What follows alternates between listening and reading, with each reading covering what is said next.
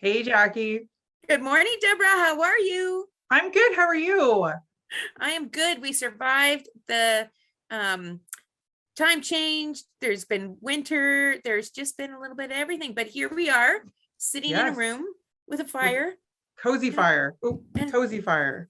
and a cup of Absolutely. coffee. I know. Warm coffee, good company. We get to have a chat. I'm excited. It's been a long Um, time since we've had the opportunity to chat and see each other. Months, Mm-hmm. weeks. Yes, I think so, yeah. time flows all on its own little path these days, doesn't it?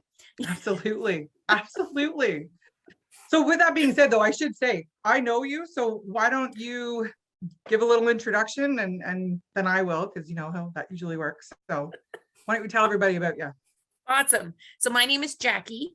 I'm zooming in from Grey Bruce, the small town of Shoaldice, and I'm originally from an even smaller town called Priceville. So I'm born and raised here. I have been working at CMHA Grey Bruce for 17 years. I like to joke around, which isn't really a joke because it's true that I have the best job ever because I get paid to talk, whereas all of the other 150 staff at CMHA that are wonderful get paid to listen. So I have a pretty sweet gig.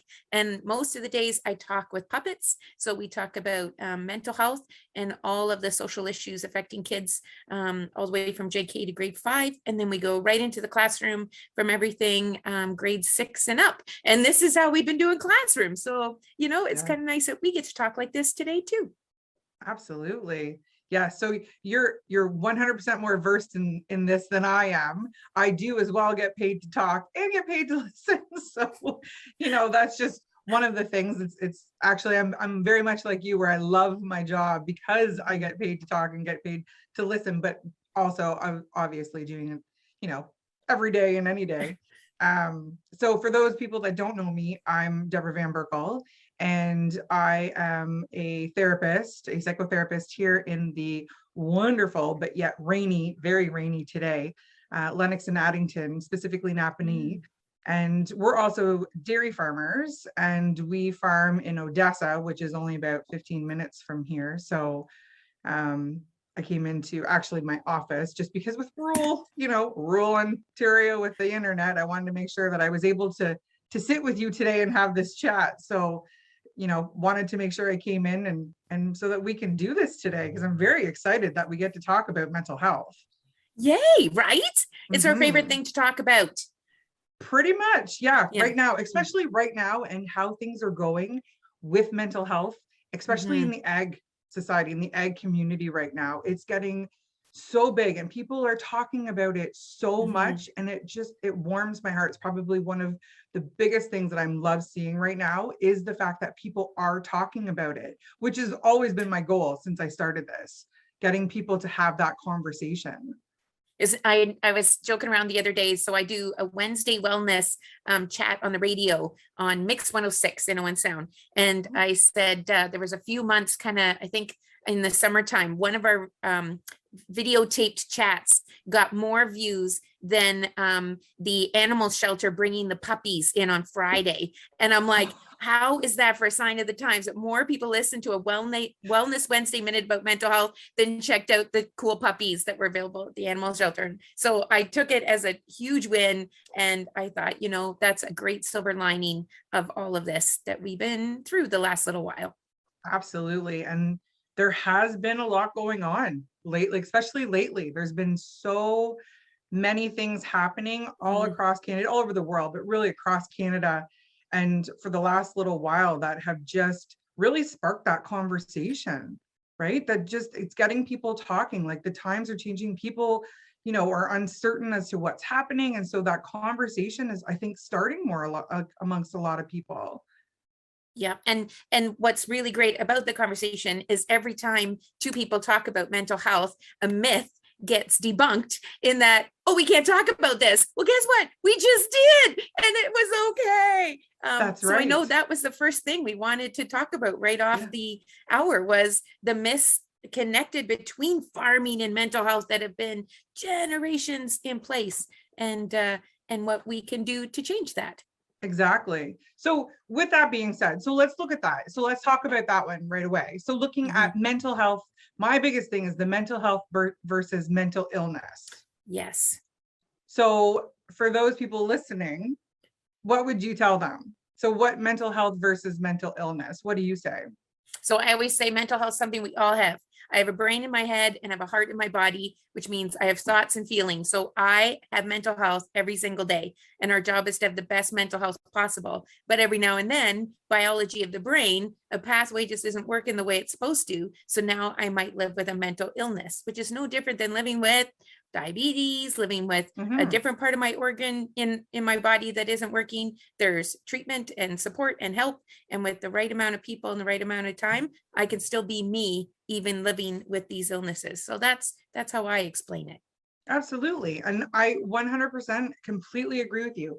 When we're looking at mental health, I think the biggest thing is that people associate it, right? They think it's the same thing, mental health and mental illness. And so when I'm talking about it, I just explained that they're two different things, right? There's a huge umbrella, right? So, and I talk a lot with my hands. You're gonna have to forgive me. I might burn myself here if we keep doing this, right? Because I always talk with my hands. So there's an umbrella when we talk about mental health. And part of that, there's mental illness. So, like you were saying, right, there's that diagnosis, which is a mental illness. Mental health is just a part. All mental means is your mind, right? So it's exactly what you said. It's your mind.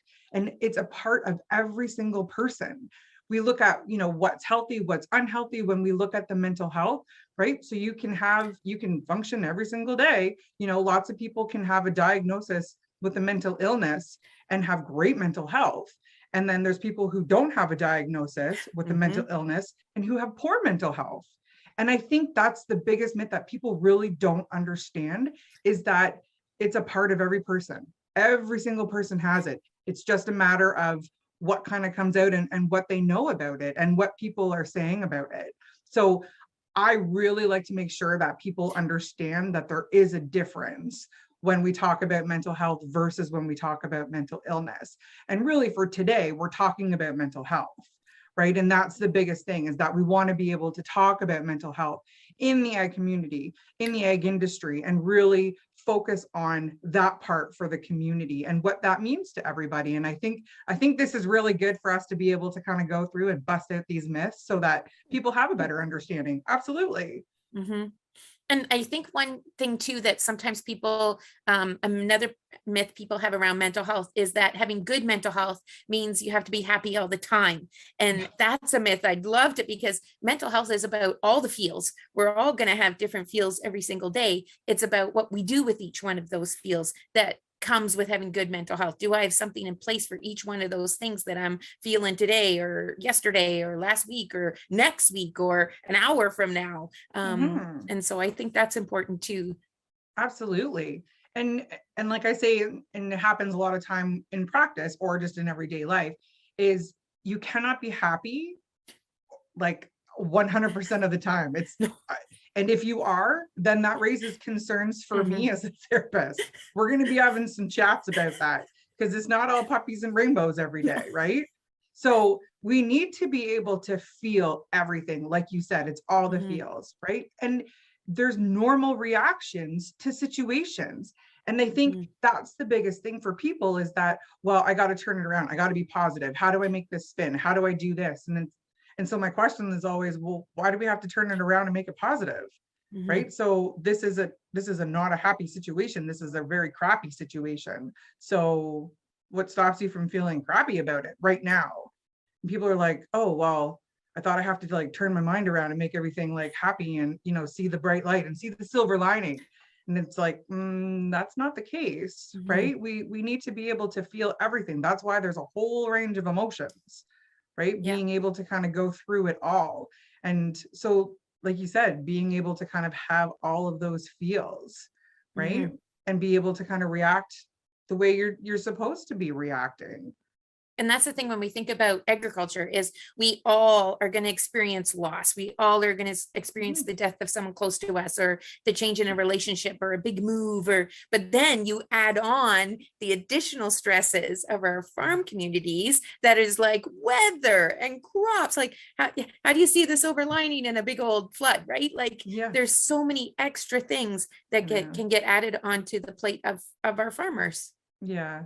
And I think that's the piece, right? And people trying to find that silver lining, it's not healthy. It's not healthy to be able to look for that in these particular moments. What is healthy is to be in the moment and recognize what's happening, right? And to have those feels. And I think that's the biggest piece, because with farmers, we want to be able to fix everything, right? And we want to be able to like, that's right, we got to get in there and, get better. This is like, that's what we do. We have to make it better. It's broken, we fix it. And so that's what's going to make us happy. And that's what we're going to be able to do. And so being able to, recognize or look at what's happening in this particular moment and go, okay, this is something I cannot fix, right? Because it's something that's happening inside of me. So what do I need to do? And it's like, okay, well, what do you think you need to do?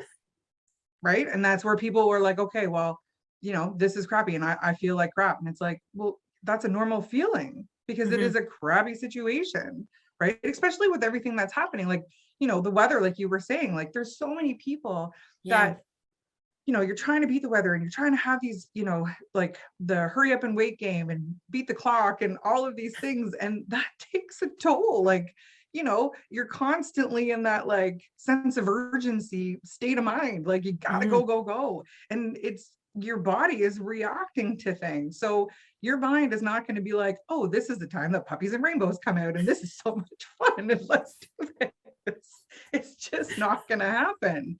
Right. So we got to be able to look at that stuff. And so being able to take a step back and go, you know what, I'm really crappy about this. I actually just got a phone call from somebody new who wants to seek out services.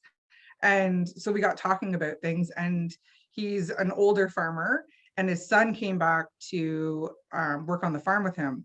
And he said, my son has such a positive attitude. Like he's able to roll with everything. And he goes, and I thought I was doing okay. And he goes, until he came back. And then I'm like, I think I have a pretty crappy attitude.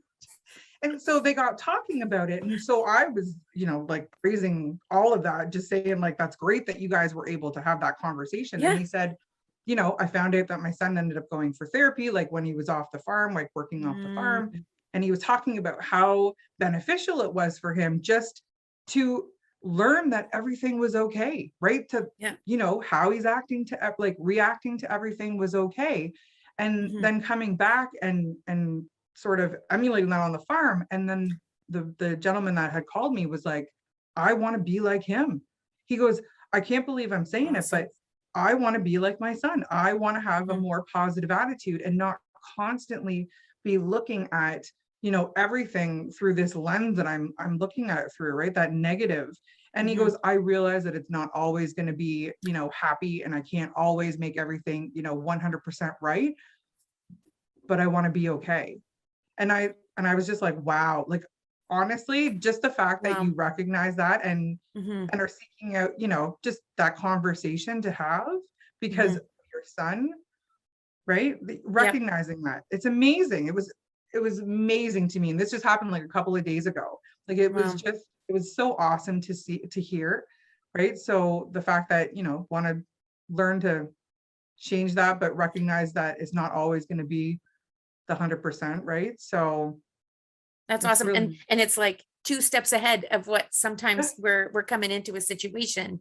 And I think about, I don't throw away my combine because one of the belts isn't working, right? I get it fixed, right? And I don't take my combine to my hairdresser. I find a professional. I find who knows combines in and out and all the parts and how they work. And then, and then I don't go to Robert's Farm Equipment and ask them to cut my hair. I go somewhere else for that. So I think that's important too, is knowing when to tap in to those people that have the right skills and really all that is just reassuring that kind of the same idea, you're doing the right thing, and you're Yeah. thanks for reaching out, and wow, look at how far you've already come. And I think that's important. I think people get scared sometimes. What are they going to say when I Yeah. when I go there? And what are they going to do? And that Mhm. can sometimes be a barrier. And I think that's a really good point, because I think that's another myth that people have, is that Mhm, the counseling is mhm. all about the lie. So the Dr. Phil type thing, or Yeah. the what you see in the movies, right? Where someone's lying on a couch and, closing their eyes and going back to like when they were 5 and all of this stuff. And Tell me about that time when you were 60. exactly, right? Doing the hypnosis. Yeah. That is honestly got to be one of the biggest things that I Mhm, dispel as well. Like just saying, and a lot of times, and I do get this very often, especially when I go give talks and, I say I'm a therapist, and I've literally had people go, "You're a therapist?" It's like, yep, what you see is what you get. This is it. And so even just being present and having that conversation, right? Just talking to other people, it dispels that myth, because this is what it is, right? We have these conversations. Counseling is about what you want it to be, right? So when you go and talk to somebody, they're going to help you based on mhm, what you want help with. So like you mhm, said, if you're going to go to a hairdresser, right, they're not going to fix your combine. They're going to, because that would be a bit different, but they're going to talk about your hair, right? mhm, Whereas, you mhm. go to the dealership and whatever, you want to get for ag equipment, or if you have livestock, right? Depending, you call the vet, like you have a service and they're going to tailor it to you and to what is needed. So just like counseling, they're going to tailor it to you. They're going to have a Mhm, conversation about you, what's going on, and what is it that you want to see happen, really, mhm, right? mhm, And my biggest thing that I tell people is I want to help people make that connection to their mental health and talk about what's happening in their life, right? Why they're yeah, reacting the way they're reacting, what's kind of going on with that. And I think that's the biggest piece for people that they kind of take away, and the biggest piece for me. So mhm, is like, okay, this is what's happening, this is the reason why we act the way we do, right? As far as like with our minds, because we have these thoughts, our yeah, thoughts lead to our feelings lead to our behaviors, mhm, right? And I know it sounds pretty simple, but it's a matter of helping that person make that connection, right? So even like for mhm. you, when you go out and give the talks and when you're having all of those conversations, right? How do you find people reacting when you do that, when you have these conversations about it? By the end of it, it's all about normalizing. And we always talk about Exactly. all the different options. Like, if you don't want to be in a room with somebody and you'd rather text, hey, there's something for that. Do you want to make a connection with somebody that you can talk to 3 or 4 times? We got that. Do you want to call Yeah. the kid's cell phone where you could be SpongeBob SquarePants from Timbuktu and they don't know? Then that's an option too. So that's Yeah. always the benefit of is normalizing. What does it look like within us? And then who are the people out there that you can connect with? And that's all our talks are every time. Yeah, exactly. Mhm. Right. And I think, again, it's just letting people know that, right? So Yeah. the biggest thing, normalizing it, having that conversation, right? Just like we're trying to do in the ag world and have those conversations, because there is a lot of things that are going on, like when there's the social media and all these different Mhm. things, and people are getting scared and don't know how to say things. And again, just being able to normalize what is Mhm. happening, have that conversation, make those connections so that people do feel more comfortable. Because what do we know when we normalize things, Hmm. right?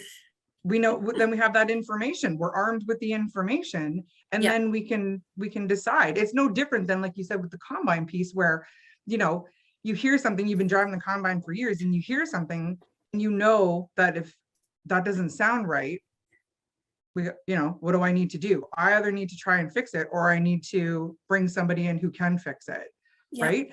So no different of learning with yourself. What is it that I need to do? Something's kind of going on. So am I able to kind of do something different to kind of manage this, or do I need to go somewhere or seek something out or talk to somebody to kind of help that sort of procedure kind of go along, right? And we talk about that a lot, right? Every vehicle has a check engine light. And Yeah. when it goes on, I don't have a freaking clue what the problem is because it doesn't tell me. It just says, hey, you're going to have to take your car to somebody at some point, right? And then it's always that decision. Do I keep driving it even though the check engine light is on until it just stops on the side of the road one day? Or do I kind of drive in a little sooner than later to get it checked out and try and get in a little quicker? And our check engine light can be anything. When we think about mental health and physical health, a lot of time our check engine light is going off with physical health things that we kind of label as something else. Like I'm going through menopause, right? So there's a lot of things I'm labeling under menopause right now that could also be connected to my mental health due to COVID. So we talk about that check engine light, what that looks like in terms of physical. And I know that's something you talk about a lot. What are those physical signs? Absolutely. And I think that's a huge concern for a lot of people because it mimics, right? And so what happens is there's so many things going on that our bodies will react, right? And people don't realize that because a lot of times what people forget is that your body is reacting to what's happening to like all the environments. That's right. There's so many other things happening, right? So we tend to forget that. So a lot of times, and one of the biggest things, and I think that is so disheartening that I hear a lot is when people have such bad anxiety that they can have panic attacks, right? And I think a big thing is that people don't really know what panic attacks are or how their body's going to react and what's happening. So like, you know, when our hearts start beating like super fast, right? Like you feel like you're going to have a heart attack, or you have that shortness of breath or that pit in your stomach. That's probably one of the biggest ones, is when people get that pit in your stomach and all of these things are kind of happening and people don't know what to do. And when they, you know, are intensified and they keep going and they keep building and they keep building and they keep building, what can happen, unfortunately, for a lot of people is that it can debilitate a lot of people, right? It can knock you out. And people don't realize that.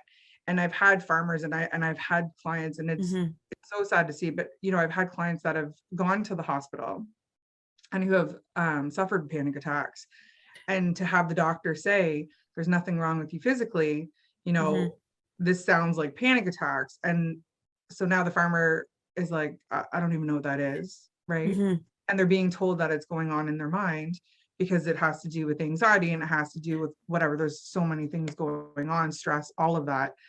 And then they don't know what to do with it, right? And it's probably one of the most disheartening, like I was saying, the most disheartening things. So one of the biggest things that I think we need to tell people, Jackie, is what kind of goes on, right? So like you were saying, so when we have stress, when we have anxiety, when, you know, all of these things are kind of going on, which are a normal part of everyday life.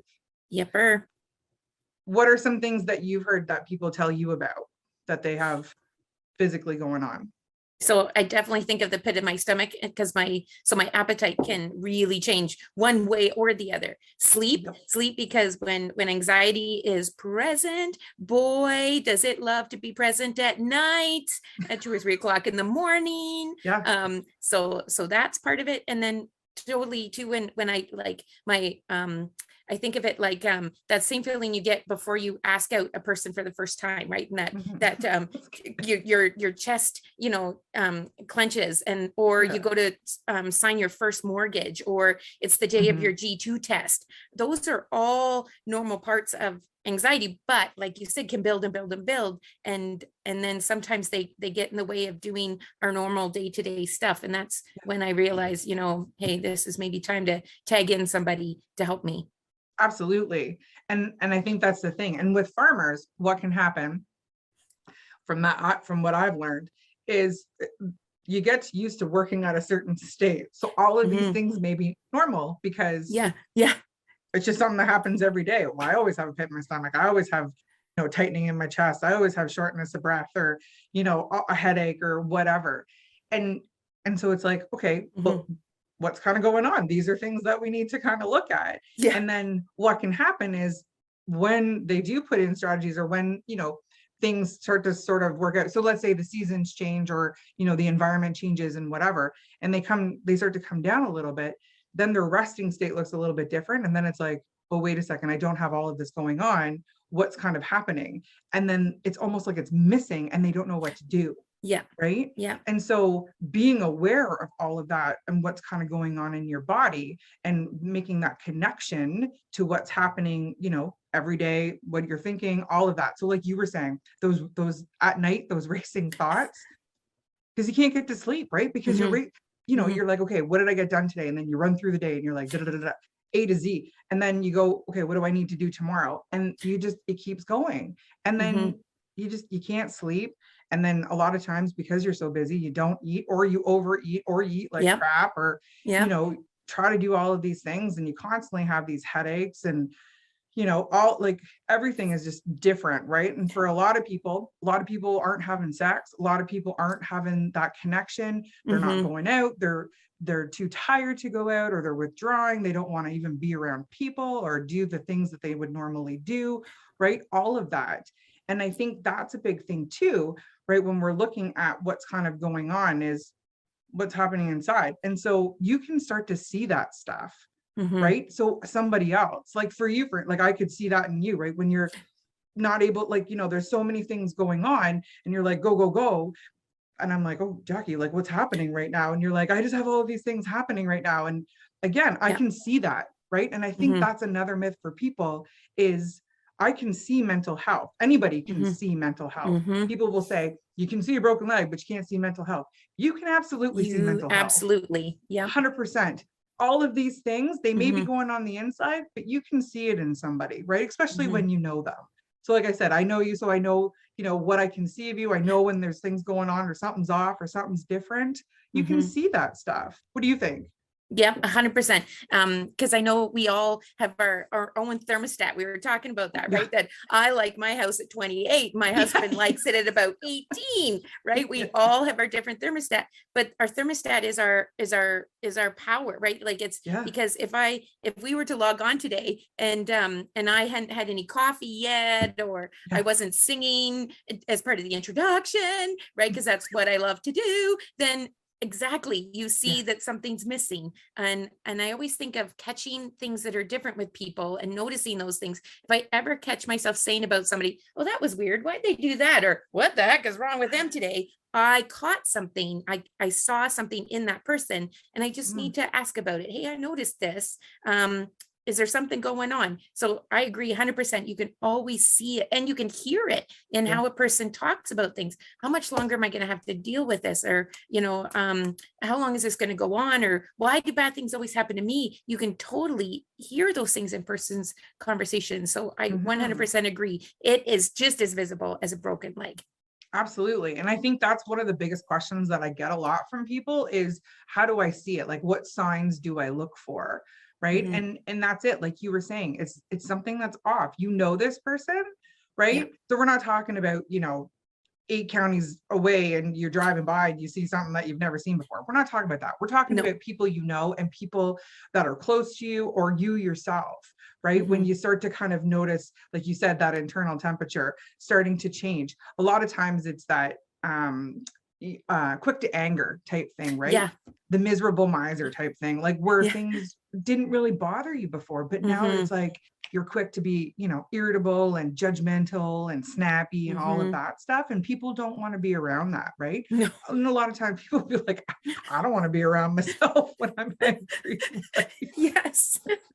Right. So, being able to kind of catch that. And that's the thing. And I think you nailed it when, you know, what's different. And like just this weekend, and people are going to see this in January, but we're recording it in December. So we're talking about Christmas and things that are going on. And somebody was mentioning that I asked her about all her she does like amazing baking, like delicious, amazing baking. So I said, have you gotten started? And she's like, no. And I don't think I'm going to do it this year. And I was like, oh, okay. And then I said, are y'all decorated for Christmas? Because normally that's him. She's like, no. She's like, I took out the tree, haven't got it decorated. So this is way out of character. Like I'm talking, you know, polar opposite. So instantly, you know, hey, is everything okay? What's going on? You know, what's changed? And so we got talking about it, and there was a lot of things going on. And it was just that question. And she said, you know, didn't even realize that it was having that effect. Because I didn't want to do anything. Right. So it was just, you just feel like you don't want to do anything. You're not really making that connection because you're kind of in that. So it takes somebody else to see it and go, oh yeah, okay. So, right. I think of it like, don't they always say, what is it they say about frogs in water, right? When you put a frog in water and you turn the temperature up 1 degree at a time, the frog won't notice, right? Until it's like way too high. But put a frog in boiling water and they'll jump right out. And that's the way it is with our mental health. Sometimes it can start really small and just build and build. And I always say to the kids, it's kind of like our mental health is like a fart, right? Sometimes we get a fart and we keep it inside because we don't want to burden anybody. We don't want to be the one that everybody's like pointing at and laughing at, so we keep that fart in. Well, that fart's not going away. Like it's just going to build and build, and then you're like even more uncomfortable, and then you really start to lose focus because you're like, well, I can't fart in front of Deborah on the screen or everybody's going to hear it and see. So then I'm uncomfortable. Now I'm really uncomfortable. It's like, you know what, you got to find people you can just fart around, right? And the same with your mental health. You got to find people you can just verbal diarrhea all over. We don't need a million of them. It doesn't have to happen on Facebook or Twitter. It just needs to happen over a cup of coffee with somebody who just stopped in to see how you were doing. Exactly. And that's exactly, I've never used the fart analogy. I'm not going to lie.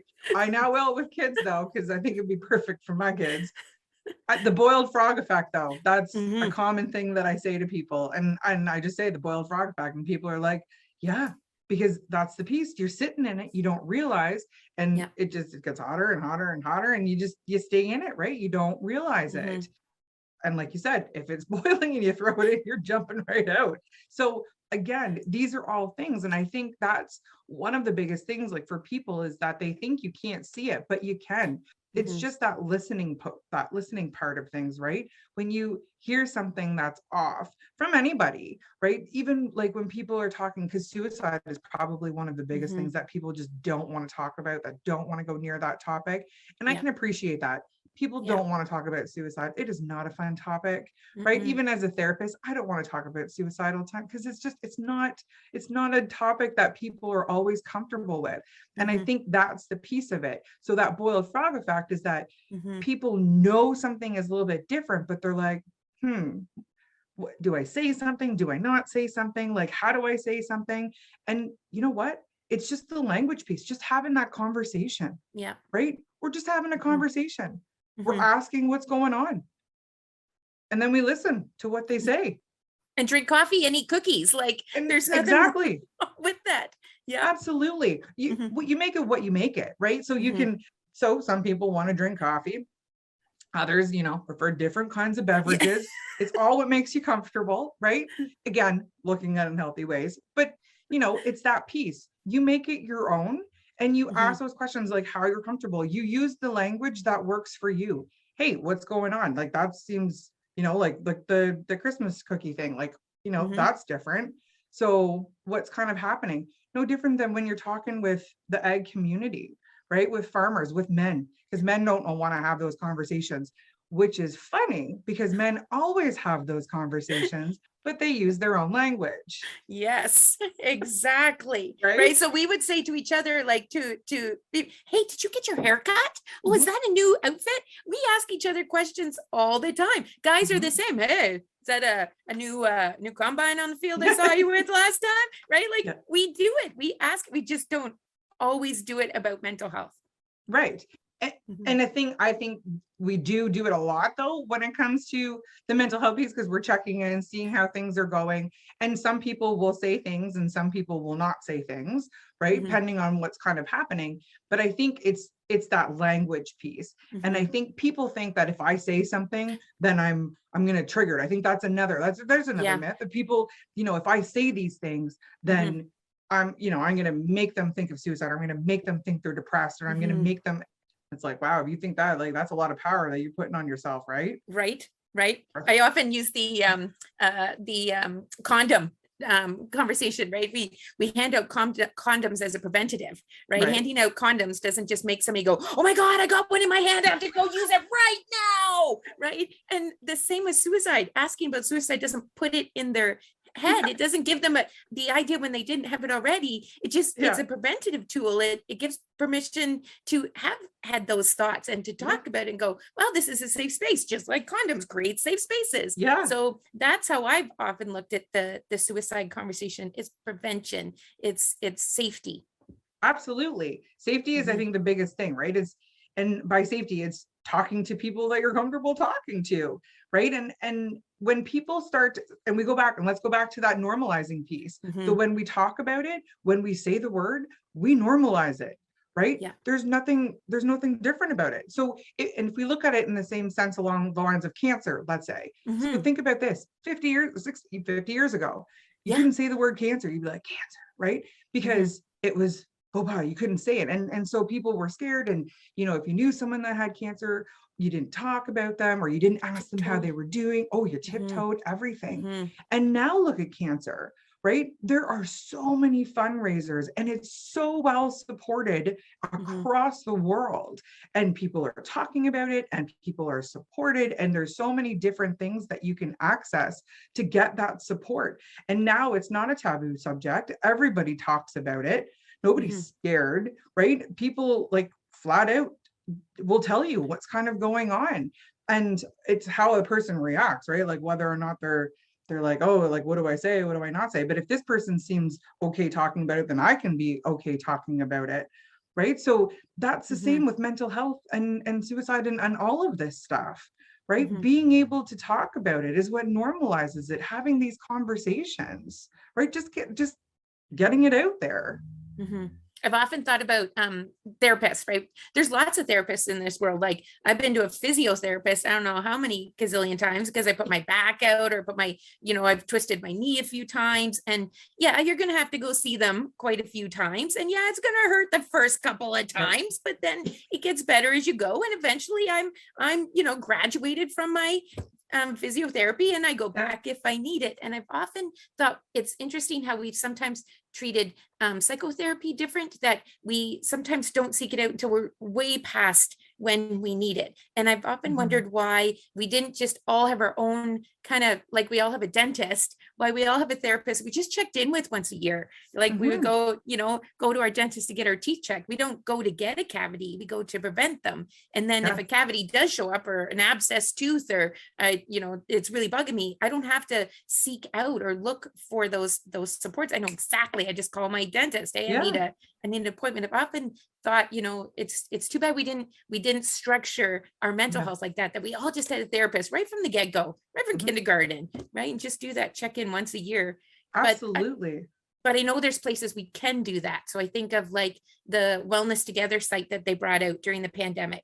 That was exactly what that was meant to do, a place to go and just check in with how you're doing, answer those questions about how you're feeling and how you're sleeping and how you're coping. And then at the end of it, it gives you a color, right?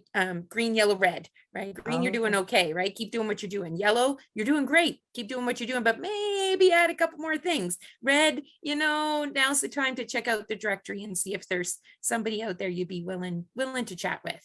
Yeah, absolutely. I think that's a great idea. I think we should do that. Start it early on, eh?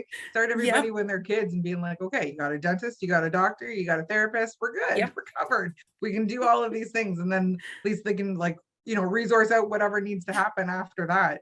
And the color code, I really like that too, because that's actually something that I use very, very, very regularly. And because a lot of times people will say, like, I'm quick to anger, I'm quick to do this, and how do I stop myself from doing that?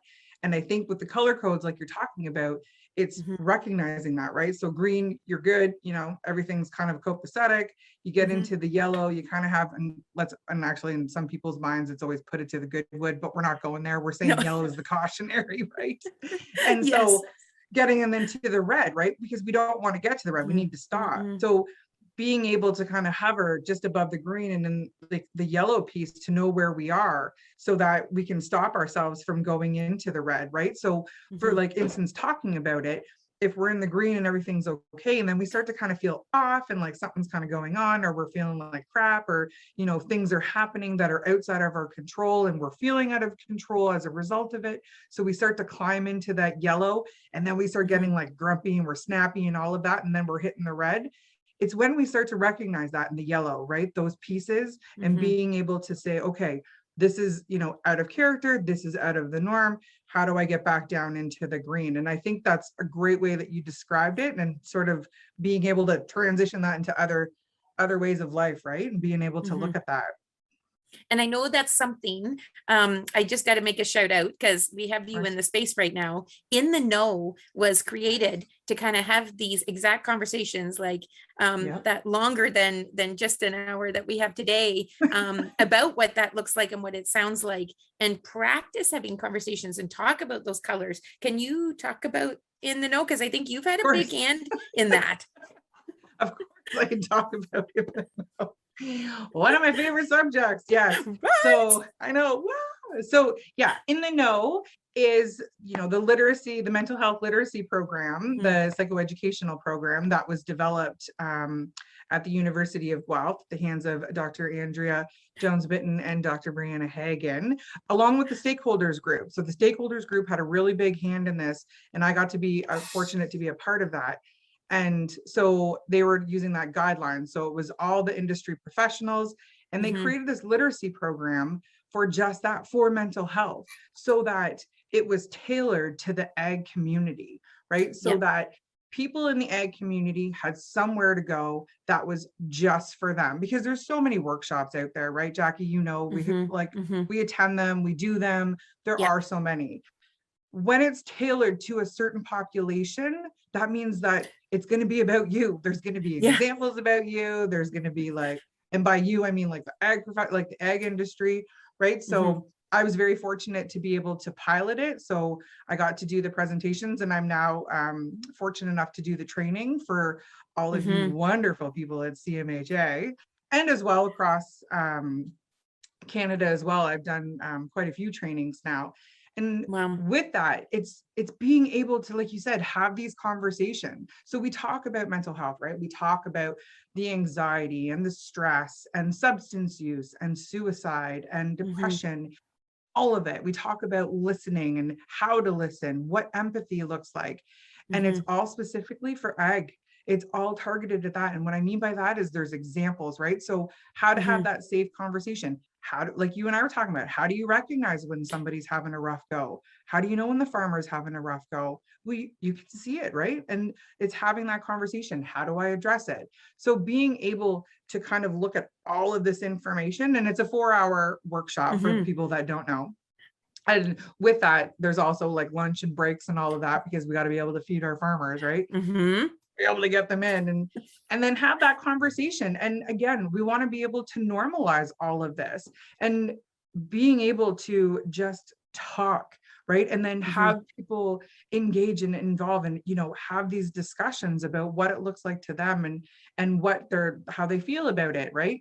And so we're doing that. We're starting that process, and it's really starting to build that momentum and getting that information out there, so that people are able to go to it. And it's going to be available all across Ontario, right? All over. Yep. Yeah. Yep. CMHA, all the all 33 branches, I think. Yes. Trainers now. Yeah. Someone like you can go out there and be able to have these conversations. And then you get someone who's wonderful and loves to talk and loves to, get all that information out there, and it's perfect, right? And I know with Grey Bruce Farmers Week, I know we already have 2 scheduled in the New Year's. We have one in, I think, January that's maybe online, and another one in February that's maybe virtual. I know that's in the blue schedule that Lori and the gang at Grey Bruce Ag Services puts out. So I'm really excited about that. And what I really love too about it is that if there's one thing that will stop people from asking each other about their mental health is, oh my gosh, what if they do say they're struggling? Then what the heck do I do then? Yeah. And I know, so a lot of that comes with confidence, and confidence comes with knowing what to do, right? I know how to seed my field. I know how to fix these parts of my machinery, but maybe this is something I'm not really versed in or confident with. But in 4 hours, by talking about it and learning about it and hearing about it and practicing it and kind of having a set of actions that I can follow, then I'm more confident and assured reaching out to somebody, because I know what to do to help. And that is such a powerful tool to so many people to know, I can be that right person. I can be that person that has a conversation. It's not about CPR first aid. We practice the compressions, and it's Yeah. hard and it's physical, and 200 of them. I'm like, oh my God, I'm done for 2 days after. This is just conversation. There's nothing physical about helping each other with our mental health. Yeah.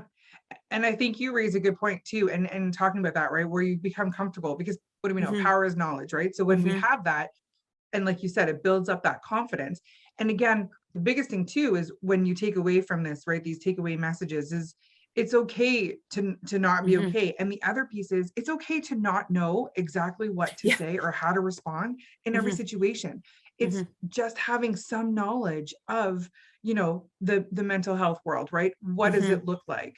How, you know, is this person, you know, maybe going to look, or how would I respond to this person, right? If this kind of came up.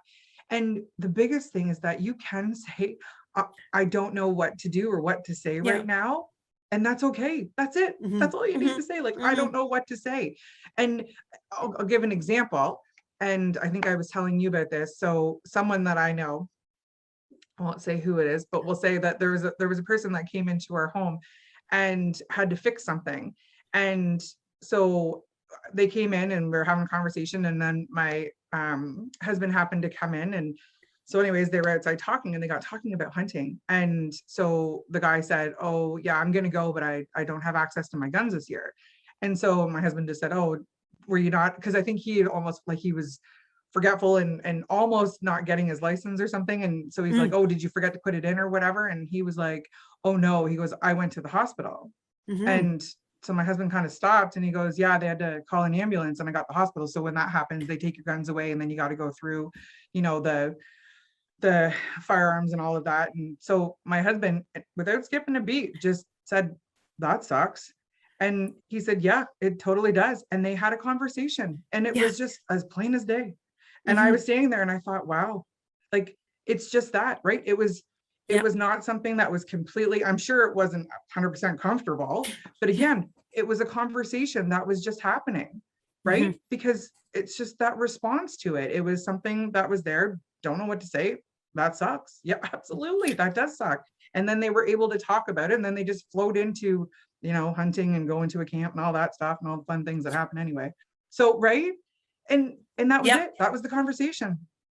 And that's what a conversation is, right? You find things in common that you have, that you can, you know, some things to laugh about, some things to cry about, some things to discuss, some things to, And I just love that. It's all about connection, right? And exactly. And so that's it, right? That's what we're kind of tying everything into.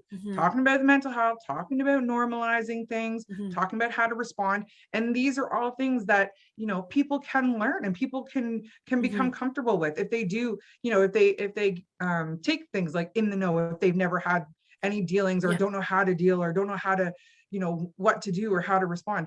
In the know is going to be available. Also, another big thing that happened with CMHA, Jackie, is that now there's going to be access to counseling for all farmers. Right. So that's something we've been doing here. We have the farmer wellness program in our area. And that's something that was, you know, that's near and dear to my heart.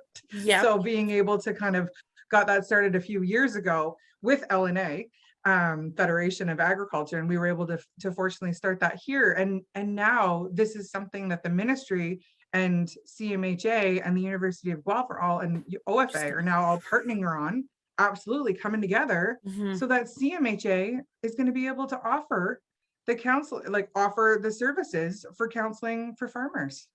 It's so great, right? It's Again, so great. Somebody who, and we say that a lot, like we're in Grey Bruce. So I always say out of all the 150 counselors that are like, or staff that are in our umbrella in our branch, you know, they are already your neighbors, your relatives, your, you know, your grandpa's side of the family is in there.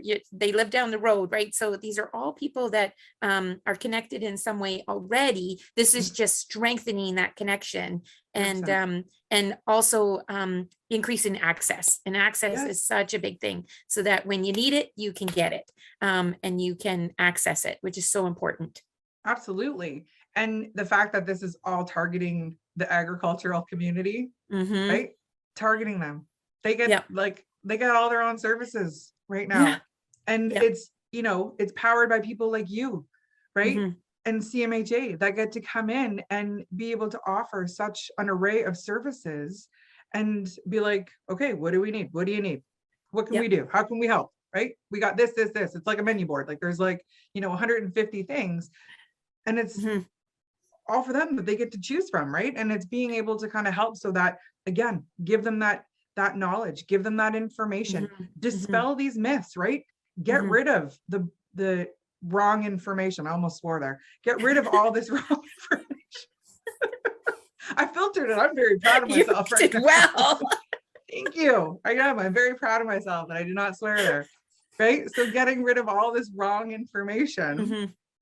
so that they have access, so they can be more comfortable, or Mm-hmm. at least at very best, not be completely uncomfortable. Yeah. Right. Yeah. Yeah. I always say there's things that should always remain uncomfortable. Like if I went out for a walk, and because I'm trying to get rid of the COVID-19 that ended up on my back cheeks, and I went out for a walk and I kind of got a little sweaty, and I'm like, "Ooh, I got to look good for this interview we're doing." So, Deborah, can we switch underpants? Like, because mine are really wet and sweaty, and they're starting to chaff, and you don't mind, right? That's Right. like, and you're like, no freaking way. And so yes, there are things that should stay uncomfortable. Right. Boundaries. Right. Boundaries. Yes. But mental health, it should just be as natural as, hey, how are you doing today? And training ourselves to give an honest answer, because we rely on good, fine, and okay a lot. Yeah. But I find that when I give an honest answer, yeah, I'm okay, but it was a really crappy weekend for me. I had all this stuff going on. It's still going on. And, I know at the end of this call, I still got a ton of things I'm going to have to do. If I give an honest answer, it usually allows that person to give me an honest answer back. And there's the springboard. There's the conversation starter. There's something we can talk about on top of the weather and the hockey game on the weekend. Exactly. 100%. And I think that's perfect. And I think that is such an important message that people need to hear, because too many of us really, I don't want to put that onto somebody else. So I'm just going to say, fine, I'm okay. Right. Because if I say something, then that's going to make them feel uncomfortable. And then it's going to be an awkward conversation. And then this is just going to be awful. And that's not the case. So how are you going to feel after the conversation? You're still going to feel awful. You're still going to feel awkward. And, this is a person that knows you and actually asked how you were. Right. So how they respond to it is nothing on you. You're just putting it out there. Right. And you're absolutely right. And I think that's such an important message that people need to hear, is just to talk about it. Because again, we're not saying that, everything is going to be fixed and everything, they're going to say, well, you need to do this or all of that. It's just, what, I've had a crappy week and there's a lot going on. And like you said, right now, well, for us, we're doing this in December. So I'm thinking, okay, there's a lot to do in a short period of time. So the days are ticking. they're ticking. So, and again, though, that's okay, right? Because you and I can have this conversation and it'd be okay. And we had that at the very start, right? You got it all out before you get on camera. So, but I really think that's an important message that people need to hear. So I'm glad that you brought that up. Thank you. And I think the other part that makes me excited about trainings, and again, we tailor it to our audience all the time, but a big part for me when I do mental health first aid, when we do assist, when we do safe talk, when we do in the know, is we just always make sure that a part of that time is talking about where are the services in my community, what each one of them looks like, where can I find them. I think of it like when we were in school, we had to do a fire drill every year. Right. And we had to go out to the back corner. So we knew which one was our corner and where we had to go, and where our check-in site was. And we do the head count, and then we all come back in. And we did that fire drill every year so that when we needed it, it would become second nature. And I think too, that when I think about services in our community, the more we know ahead of time and we just know about them, the quicker we are to connect with them when we see somebody or when it's ourselves that needs that extra support. So I know for me, talking talking about 211, talking about Kids Help Phone, talking about the In the Know training, talking about the new programs through CMHA, looking up where your CMHA is. Does everybody who's listening in on the call know where their local branch is? Do they know the phone number? Do they know the website? Do they know what it's called? And as everybody made a call to 211 just to see what it sounds like and looks like, you know, calling 411 is a ripoff. It's $1.50 on your bill. You're going to get a machine that probably won't give you the number you need anyways, but 211 is free. You tell them, hey, I'm in Lanark, or hey, I'm in Gray, and they'll like totally tailor everything they look for based on your location. And I kind of think of them like Amazon. When I go onto Amazon and I order my my Nespresso machine, at the bottom it says, hey, Jackie, people that ordered an espresso machine also ordered this. And I'm like, oh yeah, I want that and that. I need pods. And that's the great thing about 211. Maybe I call about this one thing. Hey, I had a question about this. Hey, here's an answer for that. Here's something that can help you. And people that asked about this also were kind of maybe needing this service as well. Oh my gosh, I didn't know that service even existed. And 211 is available it doesn't matter where you're listening from today, anywhere in Canada. Anybody can call 211, just like anybody can call 911, anybody can call 511. It's that 3-digit number to get information about services available right in their backyard.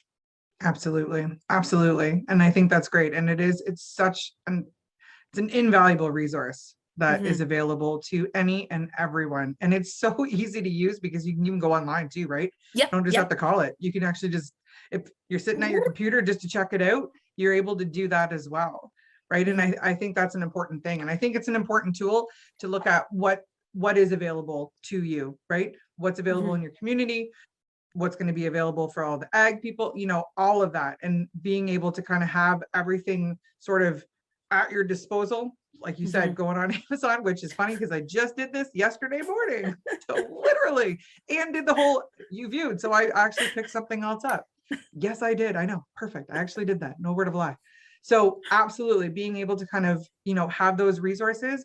And you know what? CMHA is coming out with more resources, Guelph, University of Guelph partnering, OFA, all of it. There's all of these additional resources that are coming out for the ag people, for the ag community, so that again, they can pick and choose, right? Just like on Amazon, what do I need? What do I need? Where am I going to go? What can I use? And what can I add? Because that's perfect. What can I? That's right. And I do have to also make a shout out to victim services, because I think that is also a service that's available no matter where you live, and is one of the most underused services. I think of, when would I call victim services? If I had to call 911, I should make a call to victim services right after, because that means I witnessed something, or I experienced something, or I was part of something, or something happened to me that I did not want or ask for, and it's caused a lot of feels. And victim services means that two people are just going to chat with me about what I experienced, and here's a ton of resources that are helpful for that situation. And the folks that have those chats with me are people who walk the walk and talk the talk, because they're volunteers who maybe went through their own tragic experience, and they got help and they got resources, and now they give back by being on that phone line. So that's also a shout out I just have to make. Absolutely. No, it's again another invaluable service that we have. So again, I think the point is, Jackie, that we're trying to make is there's a lot of services and there's a lot of resources, and they're really, they're focusing on the ag community too, and bringing together a whole new set of resources that are just specific, right? For people that have, for people like me who just happen to have that ag background, and who also are able to provide that service like that we're able to do this, right? That we're able to provide this, and so for people to use it. So if you need something, or you want something, or you just have a question, right? That's the other piece. We answer questions all the time. Right? Just simple questions, and that's again how we gain that knowledge. You may not need every service available, you may just have a question, but that's what we're here for, right? We're able to answer these questions, and that's why there's resources to be able to answer those questions. I think of sometimes I don't Again, I think of I had to call 911 once because I was giving CPR to somebody who needed it, and I was scared, and I'd had first aid training every year, every like clockwork, every 3 years to keep recertified to keep my jobs. But you know, that one time when you need to use it, I'm like, right, my heart goes up in my chest. Yeah. And I was ever so glad that they put a paramedic on the phone with me, so I was able to put them on speakerphone and they walked me through what to do. It was so reassuring. And I think about when you just said that about asking questions, we would do the same. If somebody I loved, it was somebody that was really connected and close to me, and I'm like, oh, I don't know, like I don't want to overstep boundaries, or maybe I'm gonna, approach it wrong, and I don't want to make them angry with me. Those are great times to reach out and call somebody to say, hey, this is what's happening. What do you suggest? I want to be sure I'm getting them the help quicker than later. And those are also great times to call. Absolutely. Absolutely. And you know what, I field a lot of those calls regularly, and it's just people asking those questions. What do I do? How do I go about this? Where do I start? And absolutely perfect. Just deciding to make that call, right? Wanting to make that call and actually doing it is perfect. And that's how we're here to help. So absolutely. Jackie, I'm so excited that we got to do this today. Like, I can't even tell you. So happy. And I'm loving the fire background. I'm loving Isn't it awesome? I'm Yes. like warming my hands, right? Just sipping my coffee. And That's we have the right. amazing Lori that nobody can see, that's in the background, who's hitting all the buttons and using her amazing technological experience and ability and knowledge. And just the fact that she is the friendliest person on this freaking planet. And she is her and her team create this amazing event that happens every year. And just the fact that they said, this is something important we need to talk about. Hey, high 10 That's to right. everybody at Grey Bruce Egg Services for doing this, and all the sponsors, because I know that's the other thing. Stuff like this costs money, and there's been a ton of people who stepped up and said, hey, I'll support this day and that day and this speaker and that speaker. And so I want to shout out to all those people in the background. But Deborah, shout out to you, because on top of, we think about everything, right? Dairy farming, family, relatives, and supporting farmers' mental health. Like, oh my gosh. So if you don't hear it enough in your day-to-day, thank you for being awesome. Thank you for what you do. You are important. You are very much a value added piece to this community. And we at CMHAs are so lucky that you got involved in this program right from the get-go. And the whole community at large is going to benefit from your time and your knowledge and your expertise. So thank you so much. Thank you. Honestly, I appreciate that, Jackie. And honestly, it's working with people like you, because I am so honored, and I'm so like, I cannot believe that I get to work with people like you on a daily basis, right? And to be able to have these conversations and, to do the trainings, and for people that are able to get this information from people like you. I do this for that reason. Like, you get to go in and give out these presentations and have these conversations, and it's from people like you that they resonate, right? They're like, oh my goodness, love her, she's hilarious. And we have these conversations, and that's what it is. The presentations are conversations. And for you to go out there and be able to offer these things, honestly, like the participants are so lucky to have somebody like you to be able to go and do that. And especially, I'd love to see one of the puppet things. I have not been fortunate enough to see that. I would love to, but honestly, it's such a blessing to be able to do things like this with you. So thank you. Awesome. Thank you so much. Thanks for the conversation. And Lori, thank you for hitting all the buttons. Thank you. Cheers. Woohoo. Oh, that cheers. was a well blessed. Yeah. Oh, can we? No, can we? Wait. Oh, I got lost on this. There we go. Wait. Yeah. Okay. See, I'm not techie, so I can't. I'm like, and my camera angle's off, so I'm going the wrong way. I'm just gonna quit while I'm ahead, but I'll say cheers to you. No, thank you. Awesome. Thank you, Lori.